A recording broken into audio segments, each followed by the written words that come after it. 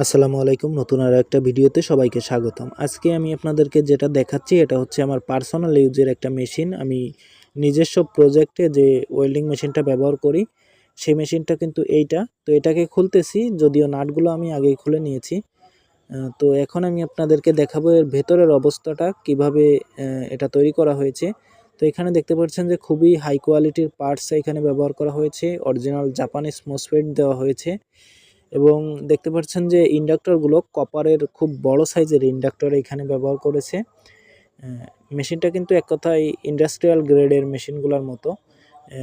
এর বডিতে লেখা আছে ইন্ডাস্ট্রিয়াল ওয়েল্ডিং মেশিন। তো এটা সেই রকমই বিল্ড কোয়ালিটি আমার কাছে মনে হয়েছে। 400 ভোল্ট 470 ইউএফ 6 পিস ক্যাপাসিটর ব্যবহার করা হয়েছে এবং এটাতে এমসিবি ব্যবহার করা হয়েছে ডাবল এমসিবি। এখানে ডাবল এমসিবি ব্যবহার করা হয়েছে, এর কারণে শর্ট সার্কিট হলে এমসিবিটা ট্রিপ করবে, এতে মেশিনটা সেফ থাকবে। এক্ষেত্রে ভালো একটা সিস্টেম ডাবল এমসিবি এবং বড় সাইজের একটা কুলিং ফ্যান এখানে দেওয়া হয়েছে, এতে করে মেশিনটা অতিরিক্ত গরম হবে না।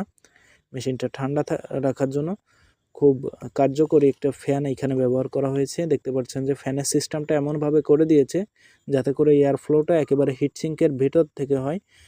এতে করে মসফেটগুলো যাতে অতিরিক্ত গরম না হয়। আর আমি যতটুকু ব্যবহার করেছি এটা কখনোই ন্যূনতম আমি গরম হতে দেখিনি। আমি যেহেতু এটা হেভি প্রেশার দেই না, আমার নিজস্ব প্রজেক্টে আমি ব্যবহার করি টুকটাক কাজের জন্য।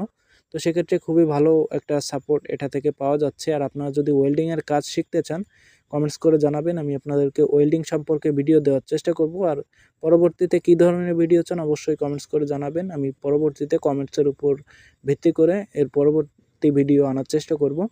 তো আজকের মতো এখানেই বিদায় নিচ্ছি। সকলে ভালো থাকবেন, সুস্থ থাকবেন। আল্লাহ হাফিজ।